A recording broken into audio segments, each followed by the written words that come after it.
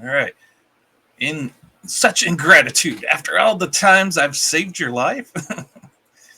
Hey, Yeah. Mike. Hey, You hey, know, hey, we're the first, the last, the Nerdom. Although you could probably call us the good, the bad, and the Nerdom this week, because absolutely. we're talking about the good, the bad, and the ugly, the classic spaghetti western from many years back. How's things going, Mike? Not bad, not bad, not bad. Had a good holiday weekend or whatever. Had some Mm-hmm. family stuff in the background, but for the most part, Mm-hmm. we had a lot of fun. Got a lot of yard work done. I think I told you Mm-hmm. I was wiped because I had Mm-hmm. a lot of stuff. I needed to mow the yard and do some other things. I got some stuff planted and all that survived. But I am a sedentary creature, Yeah. more than I like to admit. Yep. And so like I had a whole weekend full of yard work that kicked my butt really hard. Yep. Yep. But I meant to aside, say Happy Passover. yeah, thank you. Yeah, Mm-hmm. and happy Easter to you as well. I Mm-hmm. heard you had a pretty fun time, and you also celebrated another thing. And I just wanted to say, I don't. Mm-hmm. Well, That's why I'm wearing all black. It's yeah, another birthday, another years closer to death. yeah, yeah. It's Another, always good. yeah. I wear black too, so I'm right there behind you. So, yeah, no Yep. doubt. Yeah, so we're covering the good, the bad, the ugly, and I know we had come in, and we have very specific opinions. But first, before we get into that, I wanted to, like I usually do, I wanted to kind of pump our numbers up, so to speak, Pump the and jams. say, yeah, absolutely. So we're sitting, Mm-hmm. we're riding high in the saddle at 37 subscribers. Thanks again to Scott Dyson because we got a big boost from him and his fans. And also, I wanted to thank you for sending over a couple stories, and I can't wait to talk about offline off that and get into that. But in any case, I digress. We are the first last nerdom, like Thomas was saying in the intro there. And we are just a young little YouTube channel, and we're coming up, and we're Mm-hmm. changing all the time, hopefully for the better. Mm-hmm. We're getting this thing in gear. But if you Yep. can pop over to our videos, we have a very fun back catalog where we cover Mm-hmm. everything in the nerddom that you could possibly imagine, from horror to sci-fi to comics, even. Mm-hmm. And From maybe even today music. to yesteryear, we're very Yeah, absolutely. eclectic. Absolutely. We cover a lot. But we would Yep. love it if you could maybe pop in and find something that you like. Mm-hmm. Maybe use the search button there and look for something keyword or two. We try to tag those appropriately. But in any Mm-hmm. case, we also wanted to share we're back. Well, we're back. We're in George Bush territory for the report card. I think C+ or whatever. Maybe that was some other famous politician. But all kidding aside, we are well on our way to making $17 a year, which is hilarious because it's not true. Uh, but in any case, I digress. Here we are this week with the good, the bad, the ugly. Mm-hmm. And Sergio Leone's, and I'm going to butcher that horrendously. This was part made back in what 1966? Yep, 1966. 66. Yep.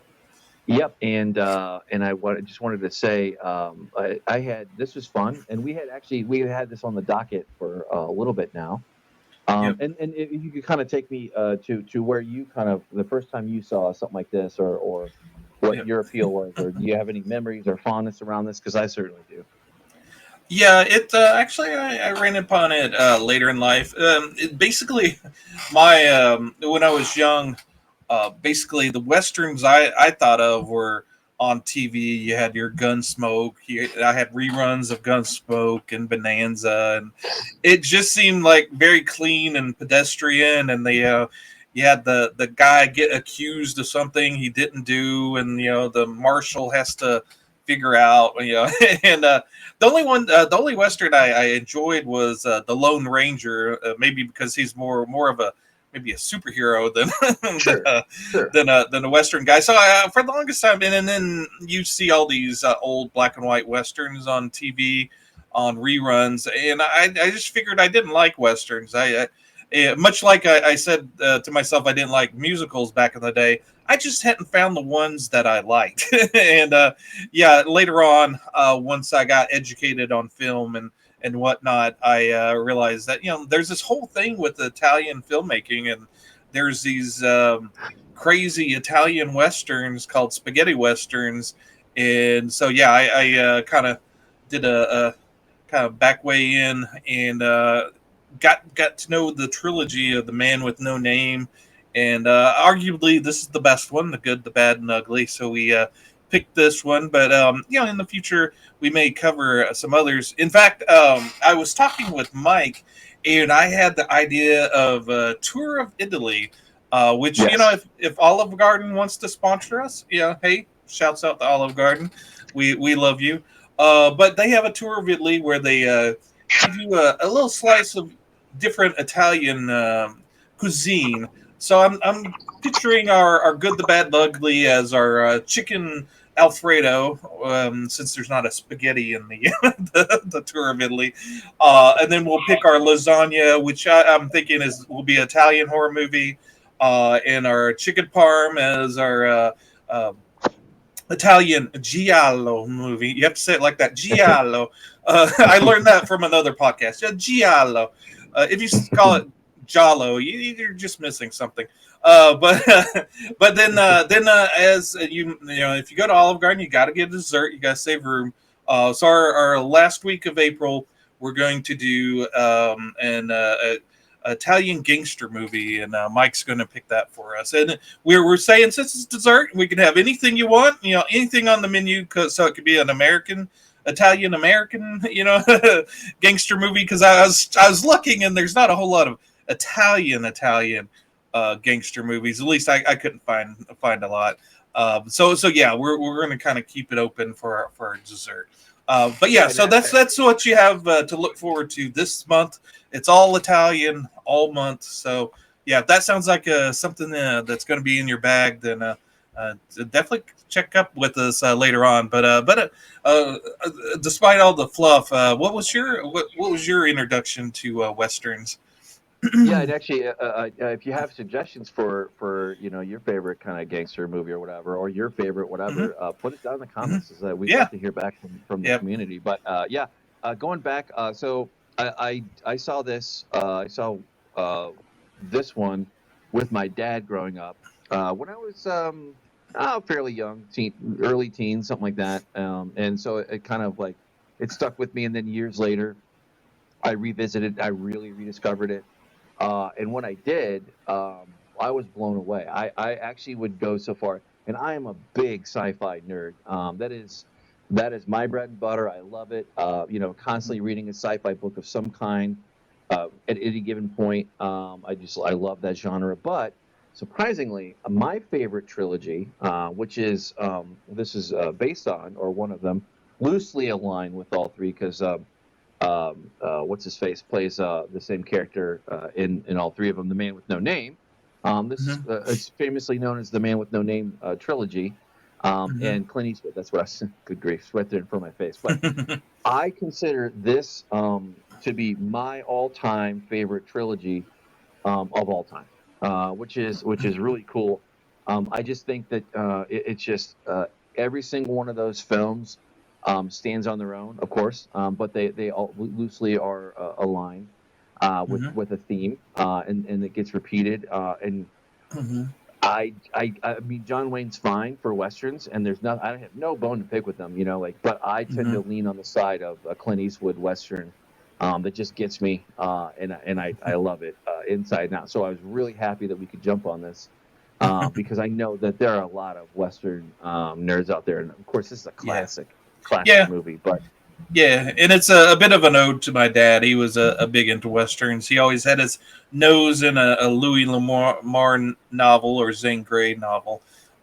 He was he was very very old school. I can be considered old school, but he was way old school. And the thought of actually renting a movie or something was totally bizarre to him. He would spend the extra money for cable, so whatever was on cable, he would watch. So I think I kind of missed the opportunity to maybe bond a little bit more with him with these movies.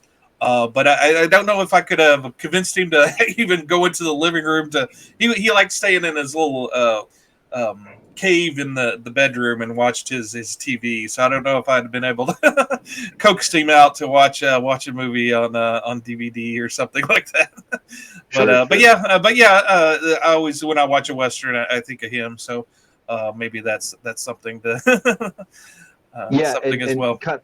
yeah, absolutely. Yeah, and I this is kind of like the first Western that I really kind of really fell in love with from a Mhm. young age, and then kind of revisited it when I was quite a bit older. But it's also I call it the Man with No Name trilogy, and then some folks call it that.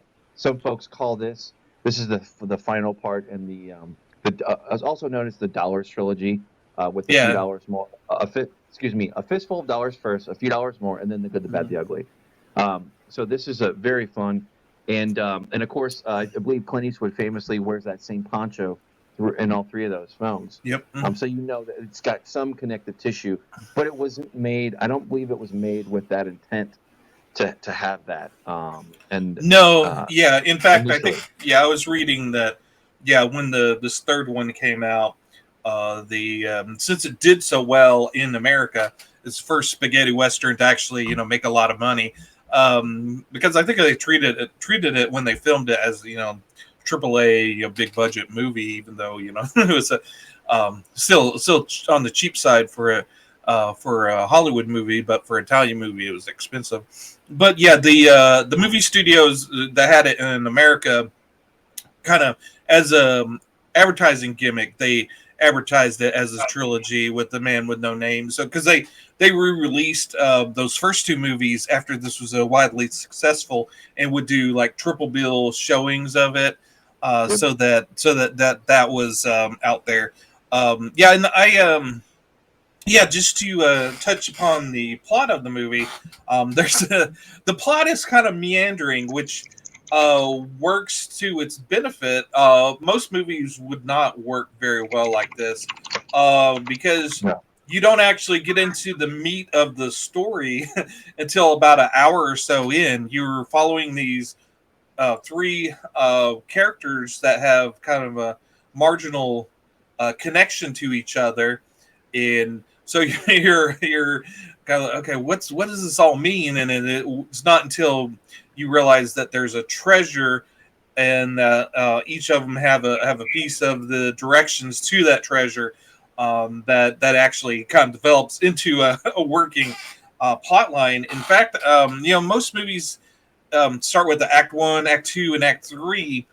This movie doesn't really seem to have that. No. It kind of goes out in its own path, and that kind of embodies the Western spirit of it. Going out west and finding your own path. In fact, so yeah, and that's sort of what I love about the movie is that you just get enwrapped in these various scenes. And it doesn't matter if you're wanting you aren't tied down to a plot. Say, okay, I need to get here. So you're kind of like with the characters. You're just kind of traveling along and seeing what happens. Mhm. And that kind of works to the flow of the movie. Yeah, there and there also. It's funny how this is put together because when the film is when you're introduced to each one with their which one is the good, Their the bad, tag, et yeah. cetera. Yeah, yeah, exactly. Yeah, and that it foreshadows obviously their roles in the movie, but it's a very unique way and perspective of going in. And I've got all kinds of facts for you for this guy, but Yeah. it plays out like you were saying. Here's this part here. Here's a part here. Here's a part here. And sometimes movies are poo-pooed for taking an unorthodox way of telling a story. Like Mhm. Memento, or most recently that wasn't as well received, which like Tenet, which we have yet to cover, and maybe we will Mhm. one day. But that also kind of is taken in a kind of a different way of putting a film together than you would think. But this worked very well, and this is also like I said, I think I said this before, that the language excuse me, there was a language barrier. Oh yeah. And the following year, it rode the charts high in Italy as well in Hmm. 1967 when it was released there. Hmm. But it was for the time and the dollars spent, it was a smash hit. I think it Hmm. made about $25 million in the United States box office. Of course, Hmm. you know what that is in today's money. You know, I'm sure some nerd out there can do that, and I might hear when you're Inflation. Blah, blah, blah. right. But that there was a language barrier where I believe Clint and Lee Van Cleef they spoke their lines in English, and then everybody else spoke their lines in their own Well, native also, language, and they Eli, dubbed them Eli, later on. Eli Walsh, Lee Van Cleef, and Clint. The three main leads spoke English. But yeah, everybody else spoke Italian. Right. Right Yeah, on. Yeah. and I think Absolutely. Eli said that he could speak a little bit of French, and Sergio could, so that's how they would communicate is through his broken French and his their broken French together. But yeah, and the thing about Italian movies, which you're going to find out with our future viewings of the next couple of weeks, is that all of them are dubbed. Even they're Mm. I guess the correct term is ADR at this point, where you Oh. film it, you film people talking, but then you go back and put the actual dialogue, spoken dialogue, uh, record it later, because Italian sets are notoriously bad for sound. In fact, you'll while you're doing your scenes, and Clint said this, while you're doing a scene, you have a couple of crew guys over on the side discussing, the game the other day, so which was very distracting. And but yeah, so you have to go back in and do a re-record. So and sometimes they do a good job of dubbing, but yeah, sometimes it's like really really bad. And there's a couple of spots in this movie where I think the guy at the beginning of the movie with Lee Van Cleef, his dialogue, you could kind of really tell that it's been recorded later. That's been dubbed over in English. Absolutely, yeah. And there was the backdrop of the movie was the American Civil War, and Hmm. I mean, and we'll get into it, but some say there's an anti-war theme in it, maybe not, but there's definitely it doesn't tell you what to think. It just kind of gives you the story and these these folks, and another Uh, famous part that I think we haven't touched on yet is the soundtrack and the audio oh design. yeah, Um, Ennio uh, Morricone. Yeah, yes, thank yeah. you for going first. I appreciate that. But yeah, Marconi, yeah, he in the theme song, it was a human like with the famous thing that was made by yeah a human voice and I'm gonna butcher this an ocarina instrument I believe but Okay. but that's been that Yep. da-da-da-da-da, wah, wah, Wow. that is famous Yeah. across time, and Yeah. it became its own kind of before memes were a thing. That Yeah. became its own Yeah. unique signature. It's Uh, one of the first memes. Yeah. But yeah, it's a very recognizable. And I watched a little bit on Ennio Morricone. He's a he was an avant-garde composer. mhm. I think neo-realism or something like that, where he was very experimental, and he said that that weird voice thing in it is the howl. He modeled it after a howl of a coyote, Right. and Yeah, you're right. yeah, You're right. Yep. and so so any composer telling a director, "Hey, I'm going to do this. I'm going to make it sound like a coyote," and blah blah blah. Yeah, most directors say, "No, no, that's a little crazy there." Whoa, whoa, hold the phone there. But no, he Sergio had faith in Ennio and let him just go wild. And this is Yep. sort of, and a lot of it was recorded. At least the bass tracks were recorded before filming, so he was able to play the music on set Oh wow. while they're doing it. And that big classic scene at the end, where it's the Mexican standoff, he actually had that playing while everything was going on at the time. So That's cool. Yeah, and he is a kind of when you have that creative that creative dichotomy between the director and the sound guy, or the soundtrack with the Ennio. He he he knew how to do, you know, I think Clint Eastwood famously has very, very few lines, and Mm-hmm. that's just not that, and that's by design. That's by his Mm-hmm. direction and by what he brought to the table. He was known for that as well. But Ennio also you capitalized on that, and he had good the film's audio design, and he did a lot of things that were innovative and risk Mm-hmm. taking, and that they you had that partnership there with the two that created this unique piece of art that we Mm-hmm. have that we enjoy today. Mm-hmm. And I also want to say, just like Clint Eastwood used silence as almost a secondary actor, or to set the scene, that also was played out throughout the movie, where silence, Mm-hmm. like where modern movies, good God, I don't know if you've ever been in a movie, but when it's really bad, it's like the volume is way super loud. There's constant.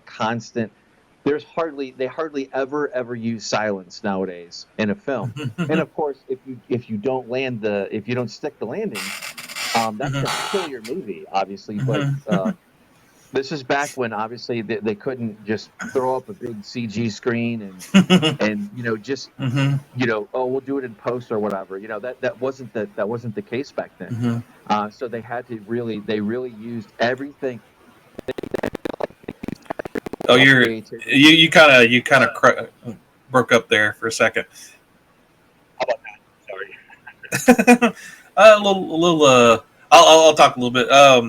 Since but yeah, it's yeah, the like you're saying, the big bombastic stuff that they do now with like the Marvel movies.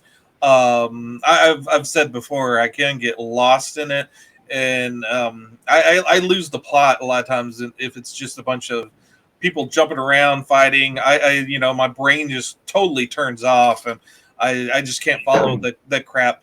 But yeah, with this movie, I won't spoil the ending, but the ending's earned. By the time you get to the ending, you're invested in every single one of those characters. You know what's at stake, and it's just by the looks of the eyes and the slow movements. It's action packed. It's there. It's all in that moment. And a lot of times, the one of the guys said in some of the interviews I listened to about this, Sergio would spend excruciating time over the build up to violence, but when the violence happens, it's almost over in a second, and you hardly even see it. It's that moment before where that whole thing is like weighing down on you. Okay, I'm gonna shoot this guy. I'm gonna shoot this guy, and then it happens. That moment's the more important than the what the actual violence of it. Yeah, and all I was going to say was that the silence creates tension Oh, uh-huh. perfectly, and emotion. It's very, very well Mm-hmm. crafted, and I just wish. Well, obviously, they're only the cream rises to the top. So you're not every most movies made in any given year are throwaway. Mm-hmm. I mean, they're Yeah. just not going to stick around like this one does. Mm-hmm. But like when you have a visionary director like that can take his mind's eye, especially with the language barrier and everything else, because Mm-hmm. this movie went it was I think it took about 8 months to film, but it was set back by a lot of things, permits, location, the bridge scene. They actually Mm-hmm. had to do the bridge scene twice. Mm-hmm. So the Spanish army, which was the contracted out to blow it up, Mm-hmm. they blew it up too early and it screwed up, and then the crew had to take that extra time and rebuild it. So it's just kind of Mm-hmm. funny how that is. And this this movie, I think, is a unique, real take on life, and some other things. Like I said, you can kind of paint whatever brush you want with the themes expressed in it, but there definitely is one that you can't get around, which is the moral ambiguity of like when are you good, when are you like that sort of thing, Mm-hmm. as the story unfolds before you. But Mm-hmm. it's just Yeah. just Yeah. from the aesthetics and even the cinematography, we haven't got into that yet, but just there's so many wonderful things to touch on. Yeah, I and really love that. you mentioned about the explosion. Yeah, I'd seen something about that, and then also Clint Eastwood. I was watching an interview with him, and he said he was talking to Sergio. He said, "Okay, now this explosion. Now where is me and Eli going to be?" He goes, "Oh, you'll be down there." Close to the explosion, and he goes, and Clint goes, and Sergio, where are you going to be? Oh, I'll be up here with the crew up here. He goes, That's funny. He goes, Sergio, I think we should be up here with you. and, That's funny. That's funny. and so yeah, they moved him back, which is a good thing because if you watch, if you slow down that explosion, that some of that shrapnel goes right by Clint's head. Oh wow. So yeah, if Wow. he was a little bit over, and in fact, I guess there wasn't the safety regulations in Italy as there is in Hollywood, because another scene, Eli, who plays Tuco, he was he's chained to this Confederate or this Union soldier, and he wants to break off the cuff. And so he puts in the by this point the Union soldier's dead, so he lays him on the track and puts his arm on the other side so that the train will run over the chain. And Eli wanted a stunt guy to do it. He goes, and Sergio, no, I want you there so we can see you. And he was like, okay. And so yeah, but yeah, he had his head down when it went over. But yeah, if you look, if he had raised his head, that little step thing from the that sticks out from the train, if he had raised his head up just a little bit more, it would have hit his head or decapitated him. So yeah, and after that shot, he saw that, and yeah, Sergio goes, I think we do one more take. Eli goes, nope, I think we're done. No. All right, so picking up where we left off here, I had a scramble here, and that's why I have something ready to go in case of emergency because I work remote and I can't do anything if I don't have a microphone that can pick me up and hear me. Anyway, so we were just about ready to get in, and you were mentioning like how close calls and whatnot, and I wanted to make the point that spaghetti westerns, this was about a decade before westerns pretty much fell off a cliff and died. And or they died a very slow death. But for the most part, like the decline started in the 60s and tailored off into the 70s when we had a completely different genre shift of the action movie and taking chances and that kind of thing.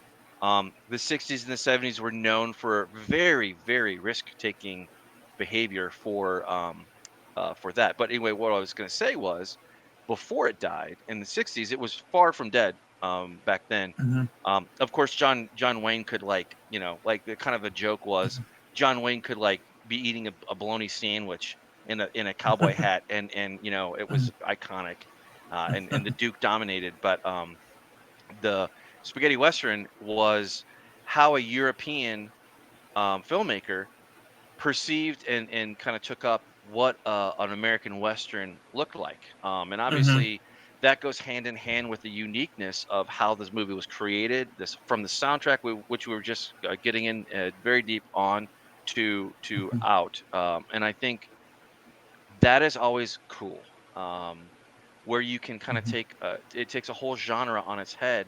And I think, and to compared and contrasted to modern day, we have yet to see that, honestly, especially for like the.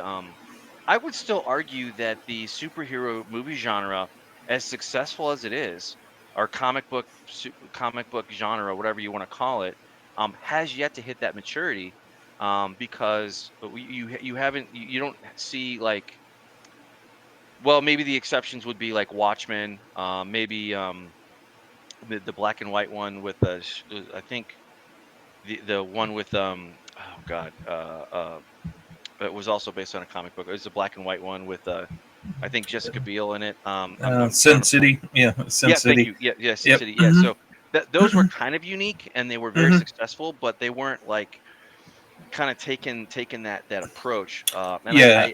my only wish And I'm not going to get debate about somebody whether the comic book thing is dying or not. Who knows? I don't know. Don't care. It's not going away anytime soon. That's for damn sure. For the next Yeah. decade or so. But Well, I mhm. really am looking forward to maybe seeing that moment. And of course, we're not going to see it until after it happens, because nobody was like, oh, they had their finger on the pulse of westerns, and nobody Mhm. was predicting. Of course, they weren't as connected. Oh well, actually, that's not true. They were just as connected as we are today, just in different ways. It was more face to Yeah. face and a little bit slower. But Right. anyway, I just Yeah. wanted to get Yeah. that point Yeah. out. And yeah. There was viral things back in the day, but yeah, it was very, like you said, word of mouth and print. But yeah, um, it wasn't perceived as a classic when it first came out. The No, Good and the Bad and the Ugly. It was reviewed very badly because the thought in America was, oh, it's a spaghetti western. It's less than par. It's right, not going to be good. And Roger Ebert, his review of it, basically he kind of looked back on his review of it. And he said, well, I just downgraded it because it was a spaghetti western, and he's since he a few decades later he went back and re-reviewed it to what he felt was actually his true perspective, having a little bit of perspective on it, which he was one of the few reviewers to actually go back and actually re-review it once it became successful and people started to appreciate it for what it was, which is Quentin Tarantino calls it his favorite movie, and huh, you could tell it was highly influential for him for the pacing of his movies. I would argue that the beginning scene with Lee Van Cleef, um, sitting down to the table with the other man, and there's that pervading menace there that, but it's just in the conversation to start with, very much like. Inglorious Bastards, the first scene in that with the German officer and going into the family's house and having that right, conversation. It's almost an echo of that and kind of a replication of the tones. Of course, he does it in his own unique style of it, but yeah, absolutely, the influence is absolutely there, and just the how the he lets the characters breathe and be themselves, and that whole scene where Tuco's goes in to get his gun, and he's piecing it together. One side note is Eli had no idea what to do with the gun, and so all that stuff was improvised when he was piecing his gun together. And afterwards, people say, "Oh, that was great. That was magnificent. Yeah, how did you know to do that?" He's like, "I don't know. I just did it." But that whole scene really echoes to maybe a scene in another Quentin movie. It's just all there as far as pacing and how he lets the characters breathe. And with Sergio, he's very much all about the characters. In fact, I heard that one of the screenwriters for the first two No Name trilogy, he was with some of the American studio guys when they saw the second one, and they were very amped up to sign for the next movie, the third movie, but they wanted to know what it was going to be about. mm, And so that writer, on the spur of the moment, he kind of gave a one or two line answer as to what it was going to be about, and he signed a big major Hollywood deal for the movie on that. And you would think Sergio would be over enthused, but he was mad and held it against the guy just because he wasn't there and wasn't able to spin his yarn as far as he loved talking about the movie and the characters, and he would have loved to have been there to just kind of spellbound him with his regaling what the movie was going to be about. And in fact, he did not bring that guy back to write his next movie because of that. interesting. Yeah. Yeah, I was gonna say to the tie in to the next big point, was as the '70s were the rise of other genres, and the Hmm. decline of westerns. You had The Godfather, which became its own blow up, Star Wars, a little bit later on in the decade. And you saw this thing, and regarding that scene where he is, you're talking about Tuco's pistol, right? Yeah. Yeah, Yeah. yeah. Regarding that, it actually wasn't. And of course, people are very forgiving with this movie. Like, and of course, if it were nowadays, there would be Reddit threads or whole YouTube channels dedicated to you know criticizing or tearing it down or whatever. I don't know, but it actually wasn't historically accurate for the time. It's kind of a little nerd, little firearms history. Uh, but the conversion wasn't accurate for the Civil War setting. Okay. Like metallic cartridges weren't cartridges were available, but they weren't like a conversion kits weren't widely available.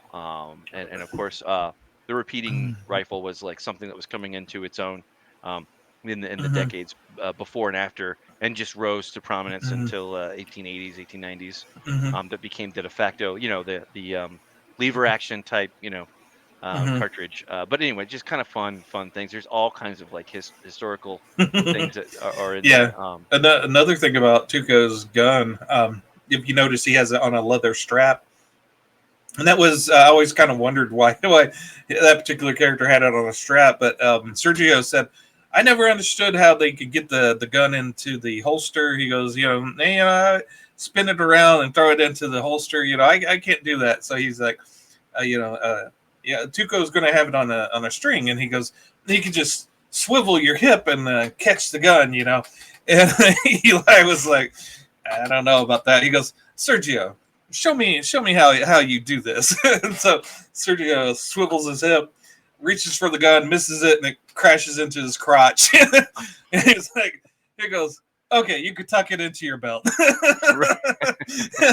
so, That's so funny. yeah. That's funny.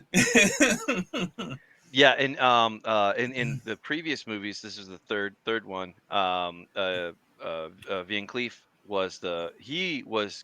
he took on more of a villain aspect of this, whereas in Mhm, the prior movie, he worked alongside Clint, the man with no name, as a protagonist. mhm, They kind of sort of loosely teamed up in mhm, the previous movie before that. But there's just kind of a thing. And I was gonna say I had notes here for his name, for Tuco's name. Uh, his full name, it was Tuco Bendito Pacifico Juan Maria Ramirez, and that was Nice. revealed. And that was in the wanted poster for Okay. his character. Yeah, yeah, yeah. It was kind of fun Yeah. little fact Yeah. too that I got all kinds of stuff. Yeah, and I'm the physical media guy, so I got for this viewing I picked up the 4K deluxe edition of it from Kino Lorber. If Kino wants to sponsor us, we can always look for deals. Which Absolutely. they are actually having a sale through the I think until April 24th, where you can get this actual 4K on sale for like I think $24. But they have a huge selection of older movies that either there's the studio doesn't want to don't want to be bothered with putting it out on Blu-ray or 4K. Kino gets the rights to produce deluxe editions of Blu-rays and 4K. So any of you guys out there that likes physical media that haven't looked at the Kino Lorber library, it'd be a great time to do that because they have all three Man with No Name movies in 4K on Really? sale right now. So Oh man, you should that's have told me that. Now my wallet's gonna be beat up a little bit more. yeah, and on each of those, the writer journalist Tim Lucas does the commentary, and he's really great. He does the magazine Video Watchdog. It used to be a physical magazine, but he now has online. I guess we could probably put a link to his website on our thing, but yeah, he's a fountain of information. Every minor character that comes up on the screen, he gives a rundown of their back catalog of movies and Oh, okay. their little history of them. So yeah, sometimes I got a little bored with that, but yeah, he was able to give a lot of interesting information that I found fascinating. A lot of the stuff that I'm relaying to you now, but yeah, one of the things he said was that Sergio as far as accuracy, maybe you got the pistol thing wrong, but he did go to America, to the museums. You couldn't just get online back in those days and pull up like what the pictures from the Civil War. He actually had to go to American museums and reference books and stuff, so that those certain scenes, like there's a train car scene where Tuco's being put on it with the Union guy. On the front of the train, there's a Confederate spy with the sign saying it is a Confederate spy, kind of tied to the front of it. That's a replica of an actual picture. And then on the caboose, yeah, instead of the caboose at the end of it, there's like a cannon with the little wood structure around it. That's from another photo. Very cool. And there's a few other things in there they references from photos. So he wanted to get the details as close to right as possible. And and it shows. I mean, the thing, like I said, the thing I didn't like about old Western shows like Bonanza and stuff, everything looked clean. Everybody was, whereas being out in the West, you're gonna be dirty, you're gonna be sweaty, your clothes aren't gonna be clean, they're gonna be lived in. And this movie makes you feel like you while watching this movie, you want to sweat a little. Yeah, you want to sweat a little bit. Yeah, and you feel that grit in your teeth, and yeah, it's just you really get a visceral sense of the location, and it was shot in Spain, to look like Arizona or the between Texas and Arizona up in that region, where it's supposed to take place. And in fact, there's a little small documentary on the Blu-ray that kind of gives you the history of the Civil War during that time where this is supposed to take place, so you can get a good sense. And like you were saying, he doesn't really say one way or another anything about the Civil War, except I think Clint's character, while he's watching those guys fight on the bridge, he says something to the fact of, that's, a bad way to die, doing that, doing it that way. But really, from the whole movie, they're just living their lives, and the Civil War is like an interruption at spots. And whereas, like, for any other movie, the big moments would be those Civil War moments. But you, like the character, are just trying to get past those moments. Those aren't the interesting moments for you. They're a hindrance to what you want to get done, and that's a lot of what, and that's true today. I mean, you see all these big things in the headlines and stuff, but we ourselves are just trying to live our day-to-day life and get from one day to the next. And a lot of times, like, COVID or whatever kind of happens and interrupts us, and we're just trying to get past that to get on. Those huge moments don't mean as much to the average man as it does historically. Right. Yeah, I was going to say too. Just like the poncho was used throughout the film for continuity, the cigarillo use from Clint Eastwood was also his nod to continuity throughout the three films. And then and this is the one of the famous, the circular cemetery. There's 5,000 fake graves were made and put in place by the Spanish Army. They helped the crew make that happen. But it's just in and out. There's all kinds of so much depth of that, and just like I was saying before with the soundtrack, Sergio is known for using silence in his films for pacing and whatnot. As almost a character in its own right. Like using that. Of course, nowadays you'd have to have exposition to tell you what to think or to tell you what's going on because you're dumb if you're a modern movie day audience. But yeah, and a lot of movies from the 60s and 70s have kind of way slower pace, and in fact, sometimes you the hour and a half movie feels like 3 hours sometimes, just because of the pacing and nothing's happening and blah blah blah. Whereas you could argue at times there's nothing happening in this movie, but and it's the version I saw was 2 hours and 42 minutes. I'm not sure which version you saw. I know there's like several different versions. I know there's a 3 hour, a 2 hour, and 10 minute version. But at 2 hours and 42 minutes, the pacing was perfect. Agree. I never got bored. I never was like, okay, let's get on with it. And I think it's a testament to the characters. If you're not interested in the characters, and you're just interested in the action or the storyline moving along, you're going to feel that pacing issue. Whereas with um, characters that you're invested in and want to know more about, much like a Quentin Tarantino movie, you're going to follow along with that long pace. Again, Once Upon a Time in Hollywood is kind of a reference to other Sergio two movies, which is Once Upon a Time in the West and Once Upon a Time in America, which are probably a couple of good movies to do. If we do this, I think we're going to try to do this tour of Italy each year to pick a batch of a few more Italian movies. So that would be my recommendations for maybe a later later watch in our tour of Italy. Yeah, absolutely. And I was going to say there's some, a lot of movies and media, as we've kind of loosely covered, kind of tie into this and how iconic, how towering it is as a legendary movie. And one that I always think of was Back to the Future, when Marty McFly kind of replicated a little bit of the poncho.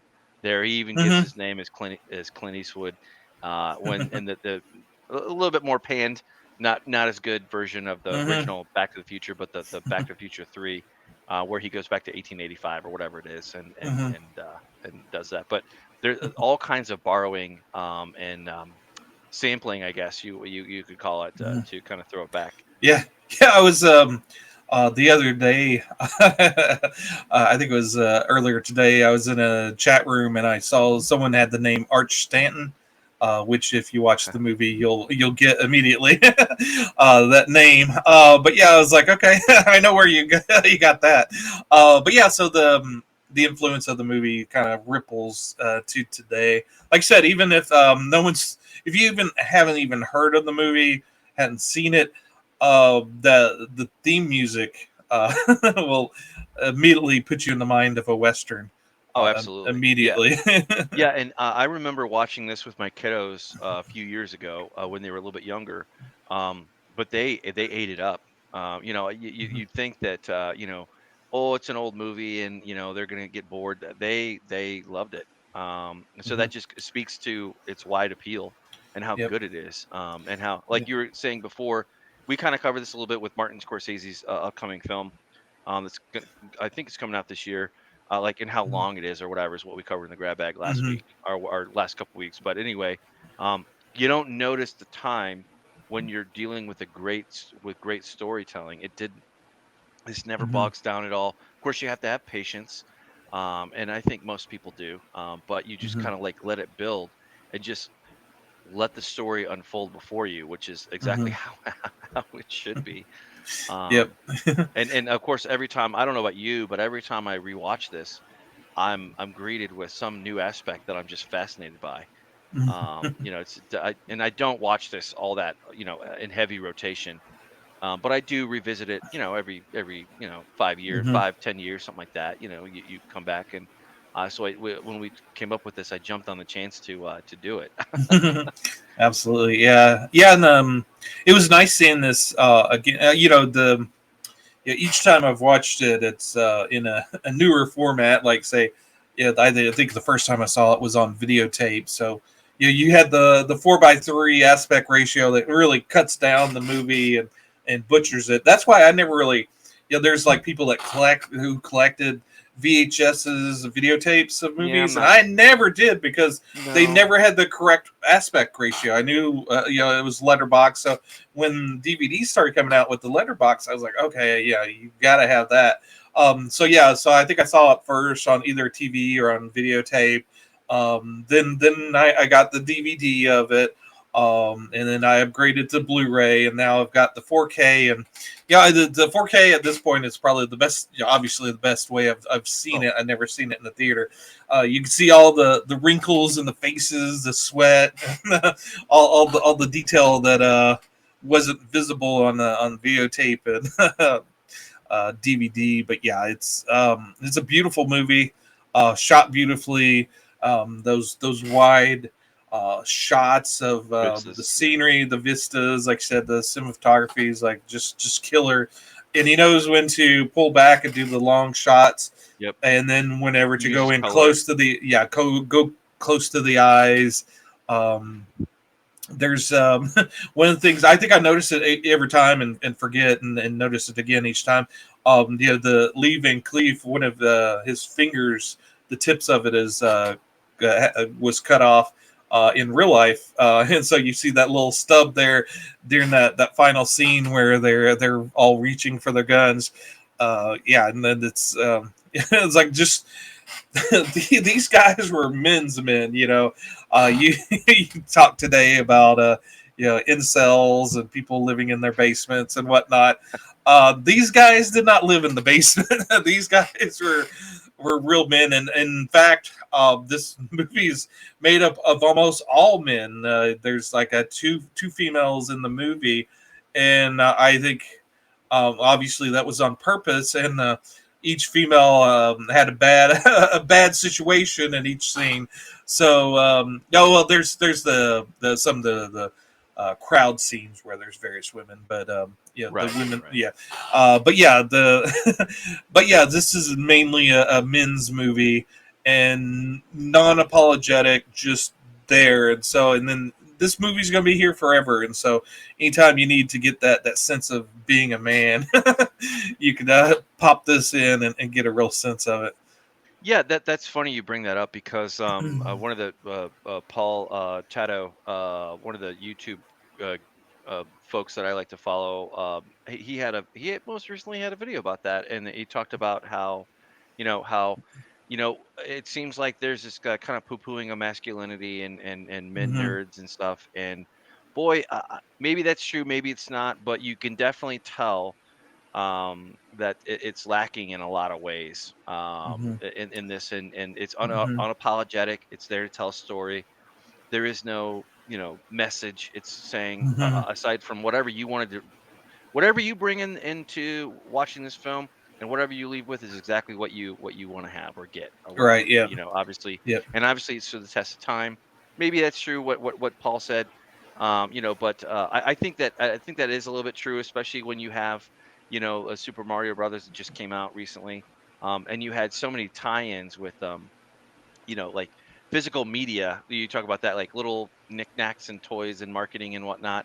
And Mm-hmm. that's something that Disney and some other bigger studios just kind of they quit doing that a long time ago. But Mm-hmm. I think that kind of speaks to that aspect of toys and other trinkets that you can kind of get and pick up. Obviously, this is not that. This is way before any of that stuff. But it's just kind of surprising, like how quick the folks are willing to turn their back on on that kind of concept. But I agree with you Yeah, back there. back in the day, you'd get your own little cowboy hat and your little cap guns and run out Oh, in the yard absolutely. Yep, that's what. play cowboys and Indians. Oh So, yeah, absolutely. Yeah, yeah, which would probably be poo pooed today, but oh well. yeah. Well, but uh, it definitely yeah, has yeah. has its There's marks for sure. right, and there's a very clear sense of being a man in this movie, of the various aspects of it, the good, the bad, and the ugly, obviously. But yeah, and then back in the day, a man was seen as an authority figure, and today it's kind of knocked down. Your classic dad in your sitcoms used to be the dad of wisdom, and now he's the buffoon. A lot of times, the male hero in a lot of movies nowadays is the buffoon. I love the movies, but Guardians of the Galaxy, Star Lord's a buffoon. So it's kind of the iconoclast of the male strong male character, which there's a place for that, and I believe there's a place for the strong male leads of the past as well. Yeah, yeah, absolutely. And when something new is made, and it has a new paradigm, we're gonna know about it because everybody's gonna be watching it. But we have yet to cross that bridge. Aside from Hmm. we're just so quick to turn our back on classic things that worked. Um, you know, Hmm. kind of chucking out the whole thing out. And Hmm. we were talking privately about this. We're not going to get into it now, but it's just kind of funny how we're so quick to chuck out the old when it worked just fine. And then you have movies like Maverick, other things that like are just good movies. Hmm. That it doesn't Yeah. have a message or an agenda perceived or not. Hmm. But there is definitely a pattern of conduct with these Hmm. modern movies that Hmm. definitely puts the male lead into question. Hmm. And if it works, nobody's going to bat an eye at it. Nobody's going to question it. Hmm. But when it Yep. doesn't land, it's going to stick out like a sore thumb, and you're going to be like, Hmm. "Why are you doing that?" Like, Hmm. why do you keep doing that over and over and over again? Yeah. And, Yep. and we've got And quite a bit of that to dip into in the grab bag from this week mhm. because it's been crazy. Yep. It's been crazy. Yeah, yeah, and the strong male lead, the even today has been tested true, like with your John Wicks, your Yep, that's very true. Top Good Top point. Gun Maverick, and they keep kind of like you said earlier, the death of I think the westerns is greatly exaggerated. Every few years, there's a classic western that comes out, like Tombstone or Right. The Unforgiven will come out and reinvigorate everybody and say, "Oh man, westerns! Why did we ever say it was dead?" Well, this is great, and there'll be a few westerns that come out, but the first one that flops, then it dies off again. But there's always going to be a place for a good western. I think the last great one that I saw was Hateful Eight, which was by Quentin Yep. Tarantino I was again. going to say that As a Django Unchained as well. hmm I believe hmm that was set not necessarily Western, but definitely set in that time. Yeah, Yep. those are classic ones. That yeah, Tombstone is also a very good one with Hmm. that. So you're right, and uh, these genres never really die. They just right. kind of hibernate. They kind of go away for a little bit, and then they kind of come back Hmm. when it fits. Yep. Or when you Yeah. have again, it goes back to your director and how good they are at taking what's in their mind's eye Hmm. and then putting it into film, into that medium. Yeah.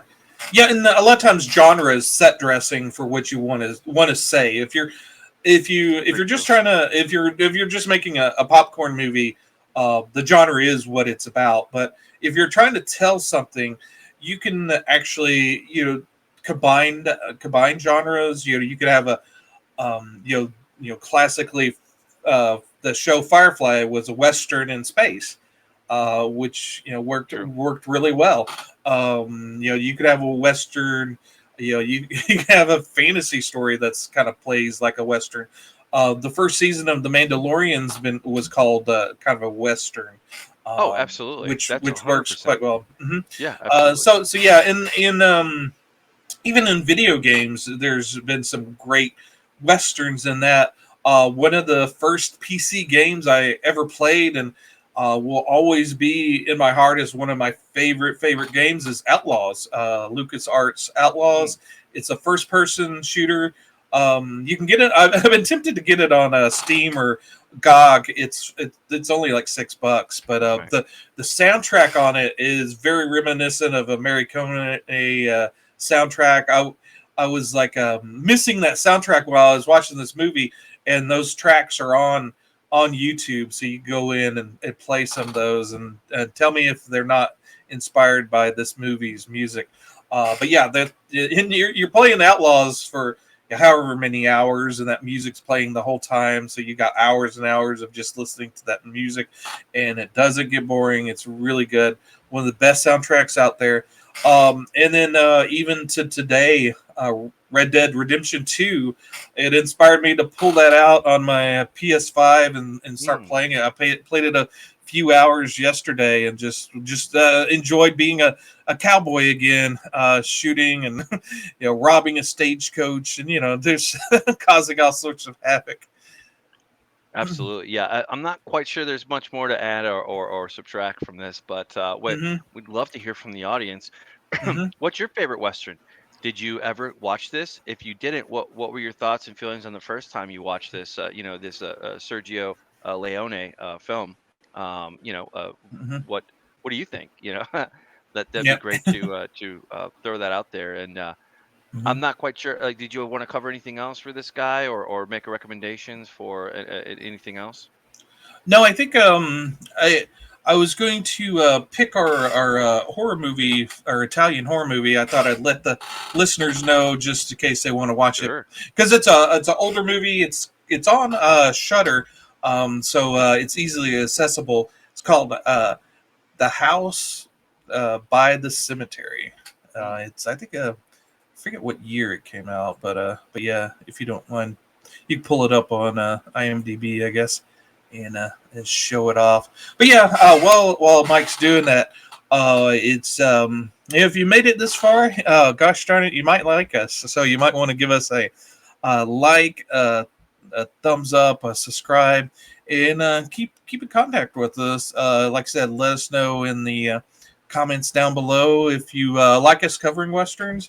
Again, if we get a lot of people enjoying this our tour of Italy, we'll try to make this a reoccurring thing, maybe once a year or maybe twice a year. Depending on the response of it. We'll see about what we can do here. Yeah, But yeah, absolutely. mhm. That's the movie Lucio Fulci, which is a great horror Italian horror director. One of his favorites. We've already done Dario Argento, and I'm thinking I'll Yes. do one of his giallo movies for the third our third Italian cuisine. But yeah, like I said, Mike's going to pick the gangster movie, and he's asking for suggestions if you have any. Um, but Absolutely. yeah, but yeah, but yeah. Yeah. I think that's it for me. Yeah. We're And the first, the last, the nerdum. yeah, and to redeem myself, Inio, More, One, God damn it, sorry, Mori Kone. Jesus Christ, I can't pronounce. I have such a stickler on that, but I don't. Oh, well, I think Mike disappeared. My Um, God. maybe. Oh, that's okay. Uh, We can just end it here or whatever, and then it's still recording. So anyway, yeah. So like Thomas said, this has been the first, last of Nerdom. We Mhm. just covered the final end of the Dollars trilogy, the Man with No Name trilogy, Mhm. that sort of thing. And we'd love to hear back from you. Like Thomas Mhm. mentioned, I'd love to hear you for a gangster film. Mhm. The mob. What do they call that? Oh God, Omerta or whatever it is. Mhm. The code of silence or whatever for the Oh, family. The I do family. have I do have one last thing. Oh yeah, yeah, sure, sure. As long as our our stream holds out here, yeah. If it cuts off, it wasn't for dramatic effect. But and I'll talk about this on our grab bag as well. But I know our podcast gets a lot more viewers usually, traditionally. But I was watching Mega 64, and Derek on there he said that every community, YouTube community, or wherever on the internet has a name for their fans. Oh, Mega 64 has the Mega 64 Army, and I was thinking, my gosh, we need our own army, our own name. Now I've come up with three. Mike may have kind of ruminate and kind of come up with his. Out in the audience, this is going to be your name, so if you have a say in it as well. sure. But I was inspired by this movie, Western. One of them I came up with is Nerditos, Okay. like Banditos, but Right, right, Nerditos. I have Nerd Herd, right on. and I have Nerd Syndicate. But Oh, very interesting. but yeah, so a couple of funny ones, and more, kind of a mysterious kind of sounding one. Sure. So yeah, so Mike, you can kind of ruminate on it, and I'll bring it up again on our grab bag, so maybe you'll have some some thoughts on it by then. I gotta think about that one. That's Hmm. a great idea. I didn't think about that. Yeah, for sure. Yeah, yeah. It's oh man, I don't know. I of those three, I'd probably be like the nerdy dose. Yeah, I was kind of partial to the Nerditos as well, but you Yeah, have to be I think I careful on saying it. yeah. Absolutely. Yeah, but with that I want to thank you again, Thomas, for another wonderful show, and us picking this one. I love this movie. This movie just it is the end all be all of what a true. Of course, I don't have it ready to go.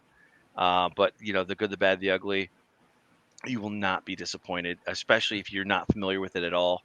But go check it out. Go check out the other. Hmm. Really, it doesn't matter which one you start or end with. Hmm. Obviously, the good, the bad, the ugly is the most Hmm. famous and widespread of all of them. But a fistful of dollars and a few dollars more. And shoot, if you got a weekend, go see all of them.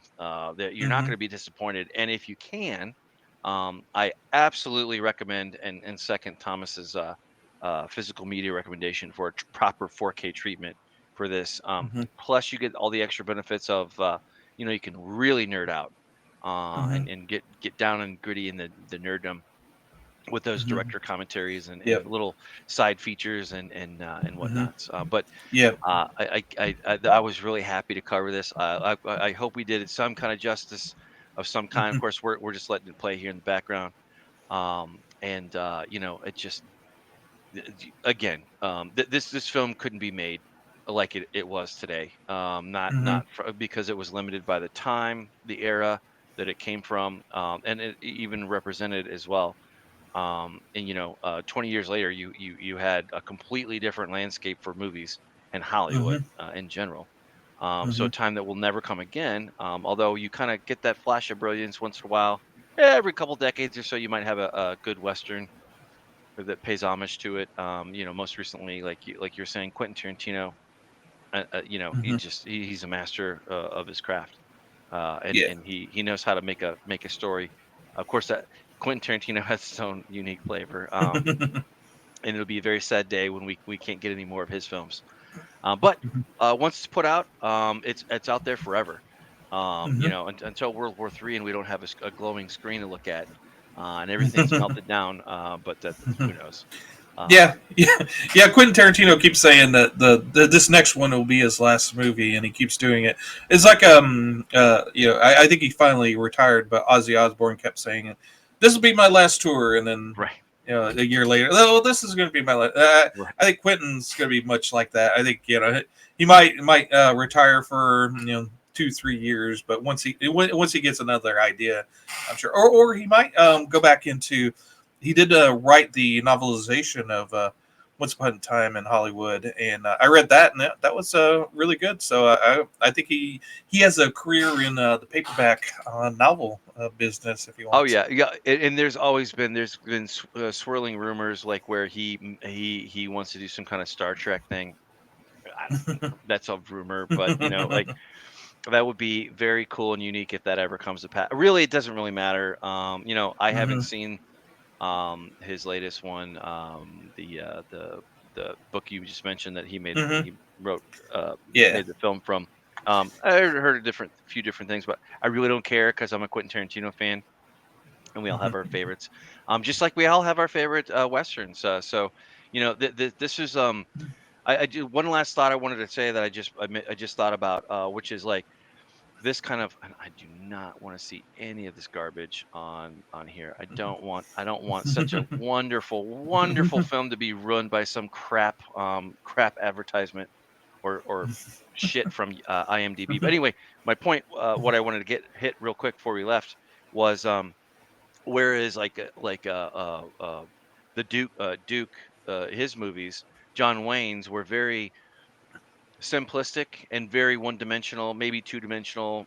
They weren't, they weren't known for that. They weren't known, Hmm. and that's good or bad or whatever. I'm not saying anything bad about it. It just is what it is. Whereas you have a very sophisticated and easy to access movie that in Clint Eastwood westerns, that you just don't get with with Hmm. somebody like a John Wayne. It's two completely Hmm. different kind of. it's two different sides of the coin, I would say. That you can Mhm. appreciate aspects of both. Well, at the time, those were some of those movies like this pushed the whole thing forward, Mhm. and the world was forever better after they are, and it continues to be. So go pick it up. Go pick it up and Mhm. watch it and form your own opinion. But you won't be disappointed. I guarantee that for sure. Yep. And I've been Mike. I'm Thomas, and stay bad out there, nerditos. Absolutely.